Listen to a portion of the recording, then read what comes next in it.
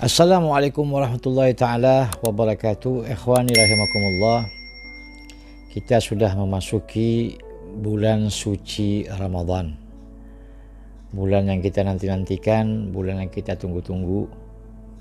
Mudah-mudahan aktivitas ibadah puasa kita pada bulan Ramadan ini lebih baik daripada bulan-bulan Ramadan sebelumnya, dan harapan kita mudah-mudahan aktivitas ibadah puasa kita dalam hari-hari ke depan ini sampai selesai Ramadan, ibadah kita, puasa kita bisa diterima oleh Allah Subhanahu wa ta'ala. Ikhwani rahimakumullah, pada kesempatan kali ini saya ingin memberikan manfaat, ingin memberikan faedah, mudah-mudahan bisa kita amalkan, yaitu berkaitan dengan adab atau tata cara kita ketika akan berbuka. Ada beberapa hal atau beberapa cara yang diajarkan oleh para guru-guru kita, para habaib kita ketika kita akan berbuka.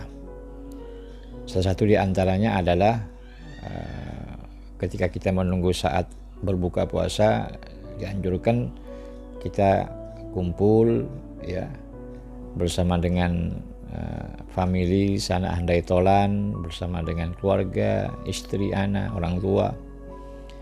Nah, ketika kita kumpul itu kita dianjurkan untuk berzikir sebagaimana yang diajarkan oleh Rasulullah SAW dalam beberapa hadis. Di antara beberapa zikir yang dianjurkan dibaca ketika menunggu saat-saat berbuka adalah zikir sebagai berikut, yaitu yang pertama, asyhadu an la ilaha illallah astaghfirullah as'alukal jannata wa a'udzubika minan nar. Itu dibaca 3 kali.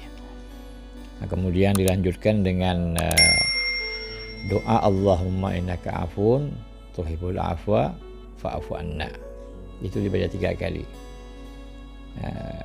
Doa ini diriwayatkan daripada Aisyah ketika Aisyah bertanya kepada Rasulullah SAW, ya Rasulullah, seandainya aku bertemu dengan malam Lailatul Qadar, kiranya apa doa yang sekiranya aku panjatkan ketika itu terjadi? Maka Nabi mengajarkan doa ini, Allahumma innaka afun tuhibbul afwa fa'fu anna. Jadi ini bukan hanya disunnahkan dibaca di malam-malam Ramadan, tapi ini juga disunnahkan dibaca, dianjurkan oleh para ulama juga di siangnya, ya, di siang itu, terutama di penghujung ketika kita akan berbuka. Nah, kemudian juga zikir yang berikutnya ini yang sering juga dibaca oleh para habaib kita, yaitu doa ya azim anta ilahi la ilaha illa ghairuk ighfirli dzambal azim fa innahu la yaghfiru dzambal azim illa al azim. Nah, ini dibaca satu kali. Jadi ya azim anta ilahi la ilaha illa ghairuk ighfirli dzambal azim fa innahu la yaghfiru dzambal azim illa al azim.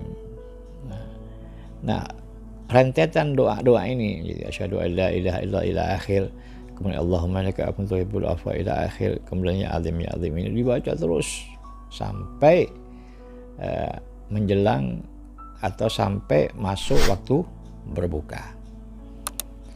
Nah, ketika sudah adzan dikumandangkan, ya, maka di situ kita disunnahkan untuk takjil. Jadi untuk kita batalkan puasa kita. Nah, ketika kita mulai takjil, maka yang pertama kali kita lakukan jangan minum air dulu, tapi kita batalkan dengan memakan kurma. Sunnah itu ganjil, 1 biji, 3 biji, terus sampai seterusnya. Nah, kemudian setelah kita batalkan dengan makan kurma, kemudian baru kita minum air, entah itu air putih, air kolak, dan sebagainya. Nah, setelah kita batalkan puasa kita dengan takjil tadi itu, maka di situ kita disunahkan untuk doa berbuka puasa. Ya, Allahumma laka sumtu wa bika amantu wa ala rizqika aftartu. Ya, Allahumma dhama wabtallatil uruq wa thabatal ajru insyaallah. Jadi ini doa berbuka puasa itu dibaca setelah kita membatalkan atau setelah kita takjil, bukan dibaca sebelum kita takjil, sebelum kita futur. Ya. Jadi zahamad dhama, telah hilang rasa haus. Nah, artinya ketika makna daripada telah hilang rasa haus di sini menunjukkan bahwa kita telah berbuka, kita telah minum, kan begitu. Wabtallatil uruq, dan telah basah urat-urat nadi yang ada dalam badanku ini. Wa thabatul ajru insyaallah, dan utuh pahala kita insyaallah. Tidak akan hilang pahala kita. Ya.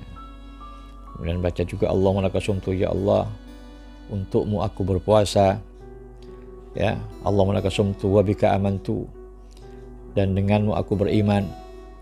Wa ala rizqika, dan dengan rezeki yang engkau berikan kepadaku, aku buat untuk berbuka.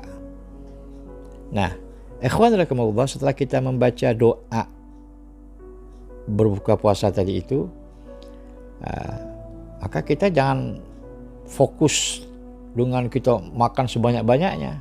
Nah, silahkan kita makan apa-apa gitu.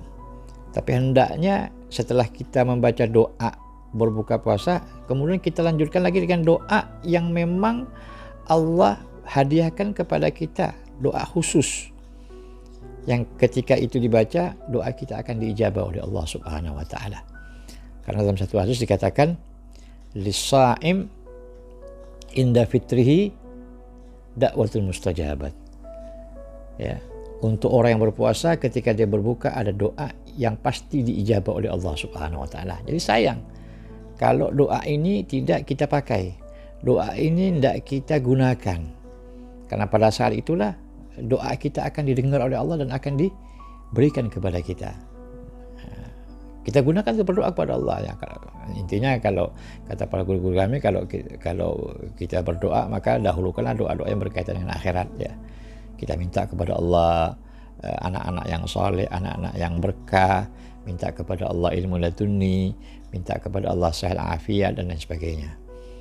Pokoknya berkaitan dengan akhirat. Kemudian barulah yang berkaitan dengan dunia dan lain sebagainya.